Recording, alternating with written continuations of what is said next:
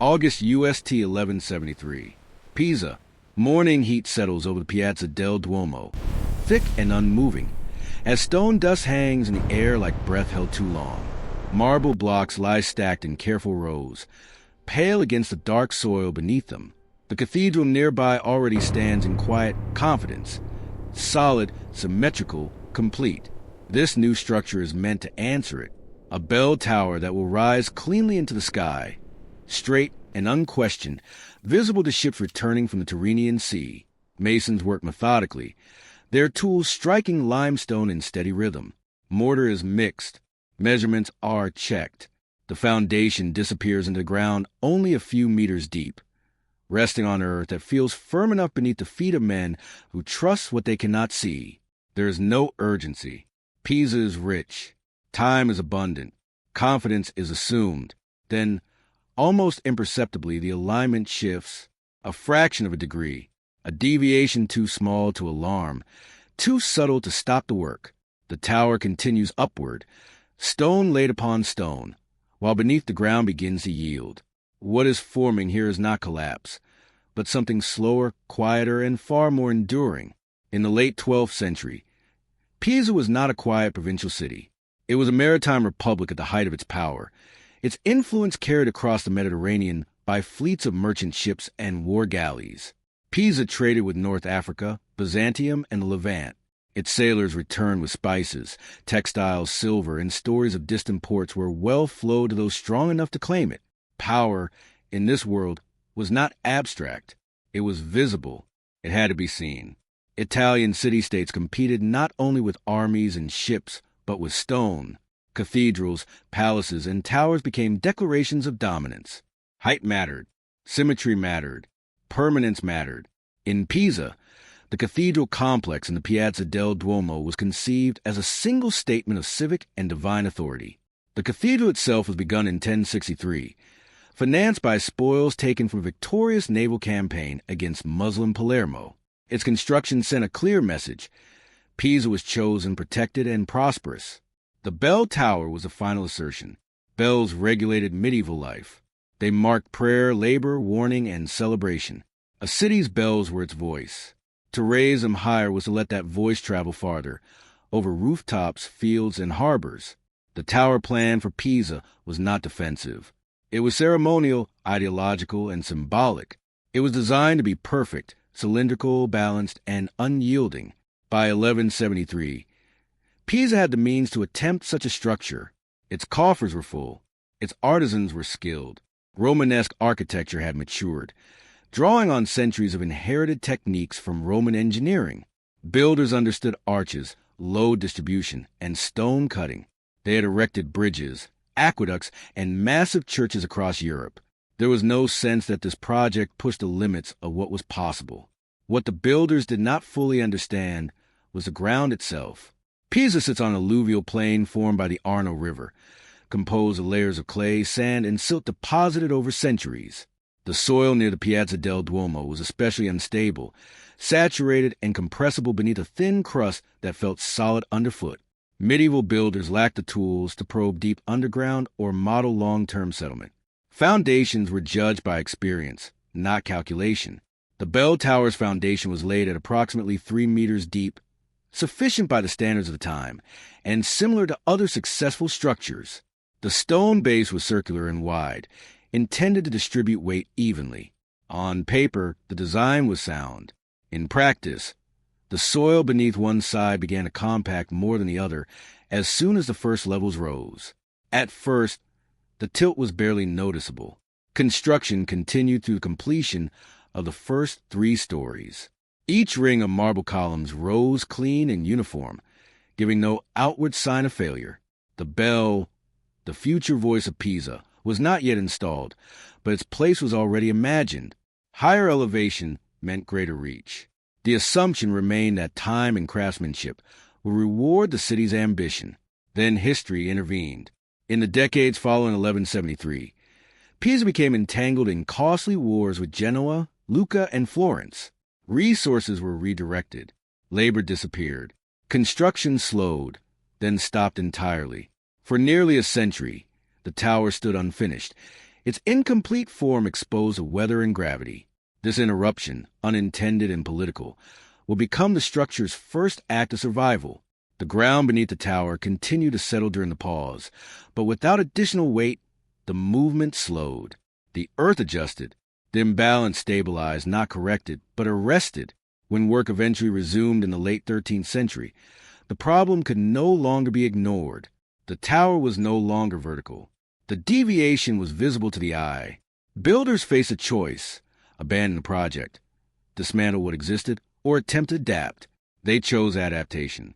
From this moment forward, the tower was no longer just a construction project. It became a negotiation between human intention and physical reality. Each added level would respond to a mistake beneath it, subtly altering angles and proportions. The builders did not erase the error. They built around it. And as the tower rose again, slowly, cautiously, the bell that would one day hang at its summit took on a new meaning. Not merely a signal of order, but a reminder that even the strongest cities stand on uncertain ground. By the time construction resumed, the world that had paused the tower had changed, but the limits of engineering knowledge had not. Medieval builders worked without blueprints in the modern sense. Design was transmitted through proportion, rule of thumb, and apprenticeship. Geometry guided aesthetics, not soil mechanics. Foundations were meant to be broad and heavy, trusting mass to overcome uncertainty. The deeper truths of compression, differential settlement, and long-term subsidence were not yet part of the builder's vocabulary. The Tower of Pisa was constructed primarily of white and gray marble, quarried from nearby regions and transported by river and cart. Marble was prized for its beauty and durability, but it carried weight, enormous, uncompromising weight. Each successive story added stress not just vertically, but asymmetrically. As the southern side continued to sink more than the northern, the soil beneath the foundation did not fail dramatically. It yielded slowly, almost politely, compacting grain by grain under centuries of pressure. As the upper levels were planned, builders attempted subtle corrections. Floors were constructed with slightly taller columns on the sinking side, a primitive form of counterbalance. The result was not a straightening, but a curve, one that bent the tower gently back toward vertical as it climbed higher. This adaptation is still visible today, a stone record of human response to error. The tower does not lean in a single line. It bends. Politically, Pisa's dominance was eroding. The same maritime conflicts that had delayed construction now drained the city's wealth and influence. Defeat by Genoa at the Battle of Meloria in 1284 marked a turning point. Pisa's naval power collapsed. Trade diminished. Population declined. Yet the tower continued, slowly rising while the republic that commissioned it weakened. What began as a monument to supremacy became, quietly, a relic of a fading age. Throughout this period, the tower remained unfinished, its bells absent, its purpose suspended. The bell tower was meant to call the faithful, regulate civic life, and proclaim stability. Instead, it stood as an unresolved question in stone. Visitors could see the tilt. Locals spoke of it without celebration. It was not yet an icon. It was an embarrassment endured. Construction finally reached completion in the mid-14th century, nearly 2 centuries after it began. The bell chamber was added, lighter than the levels below, an intentional concession to gravity. 7 bells were eventually installed, each tuned to a musical note. Together, they formed the voice of Pisa, imperfectly aligned but fully functional. The bell itself became a paradox. When rung, it sent sound outward in widening circles, even as the tower that held it leaned away from ideal form. The sound did not care about symmetry. It carried across the city, over fields and rooftops, just as it was meant to. Function survived where form had failed. Records from later centuries describe ongoing concern. Engineers, mathematicians, and architects returned again and again to the tower, measuring its angle, debating solutions, and warning of eventual collapse. Yet no decisive action was taken for generations. The tower leaned, but it stood. Each year that passed without disaster reshaped its meaning. What was once a miscalculation became endurance. What was feared became familiar.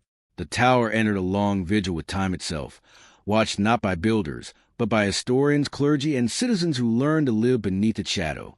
And as the bells continued to ring, sometimes silenced during repairs, sometimes restored. The sound came to represent something unexpected, not perfection but persistence. The human angle begins with expectation. The men who first laid the foundation stones in 1173 believed they were participating in certainty. Medieval construction was slow, but it was trusted. Cathedrals rose over decades and endured for centuries. To build in stone was to reject impermanence. For the masons, architects, and patrons involved, the tower was not an experiment. It was a continuation of proven tradition. When the ground began to yield, the failure was not immediate or dramatic enough to register as danger. It felt temporary, correctable, something time would smooth away. As the tilt became undeniable, confidence gave way to restraint. Builders no longer worked upward with speed, but with caution. Each new level was placed with awareness of the imbalance below. Pride did not vanish, but it adjusted. The project was no longer about ideal geometry. It became about survival. Generations of craftsmen inherited a structure already compromised, tasked not with creating perfection, but with preventing collapse. Their work carried a different weight, not just marble, but responsibility for a mistake they did not make. From a technical perspective, the tower represents an early confrontation with limits. The foundation, broad but shallow, was adequate for firm ground, but Pisa's subsoil behaved like a slow-moving liquid under pressure. Modern analysis shows alternating layers of sand and clay compressing unevenly, causing differential settlement. Without reinforcement, the foundation responded exactly as physics dictates. The builder's attempt at correction, raising one side slightly higher, did not eliminate the tilt, but redistributed stress, delaying failure. The tower's survival is not evidence of flawless design, but continuous adjustment. Tactically, the interruptions in construction altered the outcome. The long pauses caused by war and economic decline reduced the rate of loading on the soil. Had the tower been completed rapidly, the additional weight might have exceeded the soil's bearing capacity, leading to collapse. Delay became defense. Absence became stabilization. What political weakness took from Pisa's power, it inadvertently gave to the tower's longevity. Leadership within the project also shifted over time. No single architect controlled the tower from beginning to end. Responsibility passed between masters whose names are largely lost. Each responded to conditions they inherited rather than chose. This diffusion of authority meant no unified correction strategy was imposed. Instead, incremental decisions accumulated. Small compromises layered atop one another. The result was not elegant, but it was effective. Throughout these changes, the bell remained the intended purpose. Its absence, during long stretches of construction, underscored the tower's incompleteness. When the bells were finally installed, they introduced vibration into an already stressed structure. Even then, the tower endured.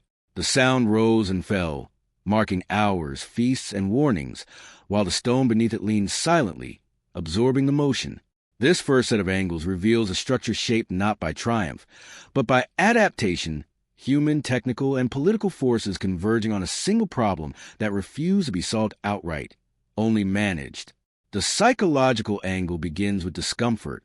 A leaning tower unsettles the mind because it contradicts expectation. Stone is meant to resist gravity, not negotiate with it. For the citizens of Pisa, the tower became a daily reminder of imbalance. Visible from the square, impossible to ignore. It did not inspire fear in the way a crumbling wall might, but it produced unease. Every ring of the bell carried with it an unspoken question. How long? Over time, that question softened. The tower did not fall. Seasons passed. Generations grew up knowing only the leaning form. What began as anxiety slowly transformed into familiarity. The human mind adapted as the structure had. The tilt ceased to signify imminent failure, and instead became a feature, still troubling but accepted. The tower's presence reshaped the city's relationship with imperfection. It stood not as a warning sign, but as companion to daily life. Symbolically, the tower underwent a quiet reversal. Intended as a proclamation of order, it became an emblem of deviation.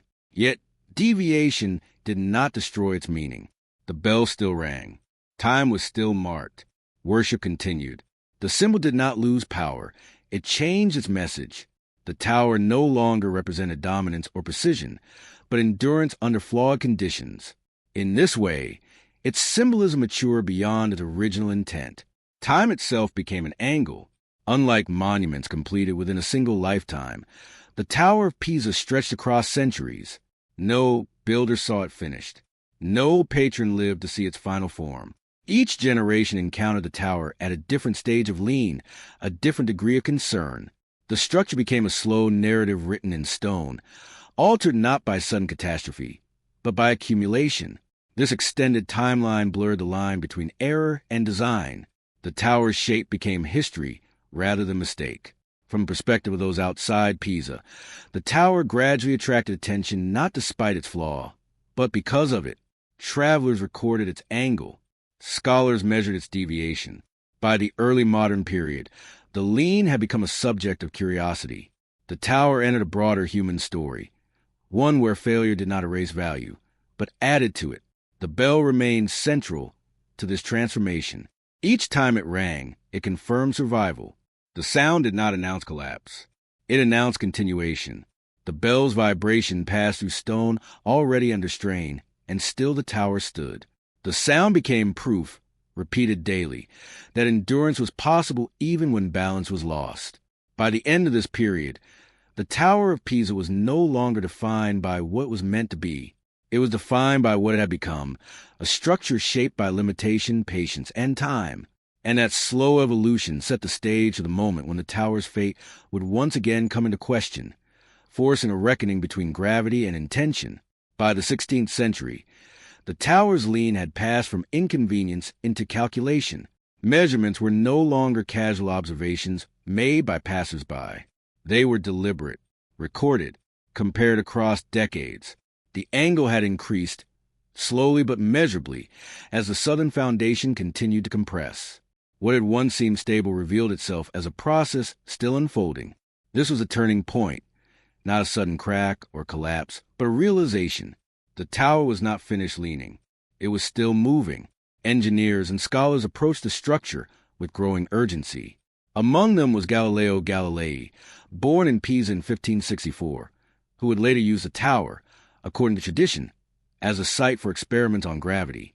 Whether or not objects were truly dropped from its heights, the association mattered. The tower had become a place where theory confronted reality. It stood as a physical challenge to assumptions about weight, balance, and force. Attempts to intervene began cautiously. Early proposals focused on strengthening the upper structure or counteracting the lean with added mass. None addressed the true source of the problem beneath the ground. The soil, unseen and inaccessible by medieval and early modern standards, remained beyond full control. Each intervention carried risk. To act decisively might trigger the very collapse everyone feared. By the 19th century, the lean had increased to more than 4 degrees. Cracks appeared in masonry. Doors jammed. The bell was rung less frequently to reduce vibration. The tower was no longer merely imperfect. It was endangered. In 1934, under Benito Mussolini's regime, a bold and misguided attempt was made to correct the lean. Concrete was poured into the foundation on the lower side, intended to stabilize and straighten the tower. The result was the opposite. The added weight accelerated subsidence. The lean worsened. The lesson was unmistakable. Force could not undo what patience and physics had created together. By the late 20th century, the tower reached its most precarious state. The tilt exceeded 5 degrees. Engineers warned that collapse was possible within decades or even years. In 1990, the tower was closed to the public. Bells fell silent. The square emptied. For the first time in centuries, the structure stood alone, stripped of its daily function. This silence marked the climax. The bell, the tower's voice, was removed. Without it, the tower ceased to perform its original role. What remained was pure structure, isolated and exposed. A global team of engineers, geologists, and historians convened to confront a question 12 centuries in the making. Could the tower be saved without erasing what it was? The solution was neither dramatic nor absolute. Soil was carefully extracted from beneath the higher side of the foundation, allowing the tower to settle back fractionally toward vertical. Counterweights were temporarily added. Every movement was measured in millimeters. Progress was slow, deliberate, almost ceremonial. When the work was completed in 2001, the tower had been stabilized, not straightened. Its lean was reduced slightly, enough to ensure survival for centuries to come. The bell was returned. Sound resumed. The turning point was complete. The tower would not be corrected. It would be preserved as it was, leaning, imperfect, enduring. The final phase of the turning point unfolded not in spectacle, but in restraint. After centuries of resisting gravity through habit and hope, the Tower of Pisa entered a period of deliberate humility. Engineers understood that salvation did not mean victory over physics. It meant cooperation with it. The tower would not be forced upright. It would be allowed to rest. When stabilization efforts resumed in the late 1990s, the guiding principle was subtraction, not addition. For the first time in its history, material was removed rather than imposed. Small amounts of soil were extracted from beneath the northern side of the foundation, encouraging controlled, nearly imperceptible shift. The tower responded as it always had, slowly, quietly, without drama. Millimeter by millimeter, the lean decreased, not to erase the past, but to secure the future. Throughout this process, the structure was monitored continuously. Sensors tracked movement, stress, and vibration. Engineers listened to the tower in ways its original builders never could. The stone revealed how it carried weight, how centuries of imbalance had distributed strain along its columns and arches. What emerged was a revelation. The tower's survival was not accidental. Its curvature, once considered a flaw, had become a mechanism of resilience. The asymmetry redistributed forces in a way that prevented sudden collapse. In 2001, after more than a decade of intervention, the tower was declared stable for at least 300 years. The lean remained unmistakable, reduced by less than half a degree, but its motion had been arrested. The crisis that began in 1173 reached its resolution, not through correction, but through acceptance. The bells were reinstalled. Their return marked a restoration of purpose. When they rang again, the sound did not celebrate triumph. It confirmed continuity. The same tones that echoed across medieval Pisa now carried into a modern world that understood the tower differently. The bell no longer symbolized order imposed from above. It symbolized endurance negotiated over time. The tower reopened to public, no longer feared as a looming failure, but respected as a fragile survivor. Visitors climbed its spiraling interior, feeling the tilt beneath their feet, experiencing imbalance firsthand. The structure no longer hid its condition. It taught it. This moment closed a long arc of uncertainty. The Tower of Pisa would not be straightened. It would not be perfected. Its value lay precisely in what it revealed, that human ambition, when confronted by reality, can either collapse or adapt. Pisa's tower chose adaptation. Across centuries, across ideologies, across changing definitions of knowledge. And with the bell once again sounding above the square, the tower entered its aftermath. No longer a problem to be solved, but a legacy to be understood. In the centuries following its stabilization, the Tower of Pisa entered a new phase of existence, no longer defined by imminent danger, but by consequence. Its survival reshaped how failure itself was understood. What had once been an architectural embarrassment evolved into a global reference point, studied not for what it achieved, but for what it endured. Historically, the tower's lean influenced the development of structural engineering and soil mechanics. It became a living case study in differential settlement, long before the term existed. Engineers analyzing the tower drew lessons that would later inform foundation design across Europe. The very mistake that threatened its collapse provided knowledge that prevented countless others. In this way, the tower's impact extended far beyond Pisa's walls. Psychologically, the structure altered public perception of monuments. Unlike triumphal arches or fortified castles, the Tower of Pisa communicated vulnerability. It reminded observers that even grand projects can misjudge their foundations. This vulnerability did not diminish its authority. Instead, it humanized it. The tower felt less like an artifact of power and more like a record of persistence. Economically and culturally, the tower transformed Pisa's identity. The city that once competed for dominance in the Mediterranean became known worldwide for a single, flawed structure. Visitors did not come to admire precision. They came to witness imbalance made stable. The lean became the attraction. The very condition once fear became the reason for preservation. The bell continued to ring, though now carefully regulated. Its sound was no longer taken for granted. Each toll served as confirmation that the tower remained intact, standing against gravity through equilibrium rather than force. The bell marked time not just for the city, but for the story itself. Each year, without collapse, another chapter completed. Yet even in stability, the tower required vigilance. Engineers emphasized that preservation was an ongoing responsibility, not a permanent solution. The soil beneath Pisa had not changed. Only its behavior had been managed. The lesson was clear. Endurance does not eliminate risk. It only teaches respect for it. As the tower settled into this role, it ceased to belong solely to Pisa. It became part of a global narrative about human ambition, error, and adaptation. Its story was no longer local or medieval. It was universal. The aftermath revealed that the tower's greatest contribution was not architectural, but philosophical. It demonstrated that structures and civilizations are often defined less by their plans and by how they respond when those plans fail. The second phase of the aftermath unfolded in how the tower was remembered, protected, and interpreted. Preservation replaced correction as a guiding philosophy. Modern conservationists resisted the temptation to improve the tower beyond recognition.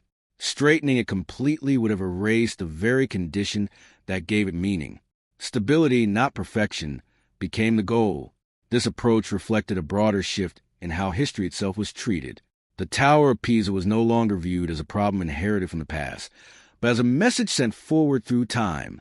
Its lean recorded the limits of medieval knowledge, the consequences of ambition, and the value of patience.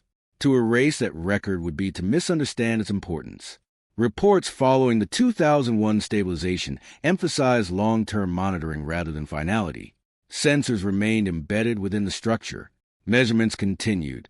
The tower was alive in data, constantly communicating its condition. This vigilance echoed the centuries of watchfulness that preceded modern technology. Different tools, same concern. Culturally, the tower's image spread far beyond Italy. It entered textbooks, scientific discussions, art, and popular imagination. Its silhouette became shorthand for resilience through imperfection. Unlike monuments built to intimidate or dominate, the tower invited reflection. It stood as proof that failure does not always demand demolition, that sometimes it demands stewardship. The bell, still central, embodied this philosophy. Its ringing was no longer simply functional. It was ceremonial, symbolic. Each sound traveled from a structure that had been allowed to remain honest about its condition. The bell did not mask imbalance. It announced survival alongside it. In this extended aftermath, the tower ceased to be a warning of what went wrong and became a guide for how to respond when things do. Engineers learned restraint. Historians learned humility. Visitors learned that stability can exist without symmetry. The Tower of Pisa endured not because it was fixed, but because it was understood. That understanding closed a long chapter of intervention and opened the final one, reflection. The Tower of Pisa stands today not as a monument to flawless design, but as a record of human negotiation with reality. It began with certainty, confidence in stone and tradition, in the belief that intention alone could command the ground beneath it. That belief did not survive intact. The earth responded differently. The structure leaned, and instead of collapsing into irrelevance, it adapted. Across centuries, the tower absorbed error without denial. Builders adjusted rather than erased. Engineers listened rather than imposed. Each generation accepted responsibility not for perfection, but for continuation. In this way, the tower reflects a deeper truth about endurance. Stability is not the absence of weakness, but the management of it. The bell remains the tower's quiet witness. Its sound does not declare dominance. It marks time. It reminds listeners that survival is often gradual, measured not in victories, but in years without collapse. The bell rings from a structure that was never meant to lean, yet stands precisely because it learned how to live with imbalance. History often celebrates moments of triumph, battles won, empires expanded, ideals enforced through force. The Tower of Pisa offers a different lesson. It suggests that lasting impact sometimes emerges from restraint, patience, and acceptance of limits. The tower did not conquer gravity. It reached an understanding with it. In that understanding lies its legacy, not as the craziest building fiasco, but as a testament to what happens when human ambition encounters reality and chooses adaptation over destruction. The tower leans, the bell sounds, and time continues. Proof that freedom, endurance, and meaning can persist even when the foundations are imperfect.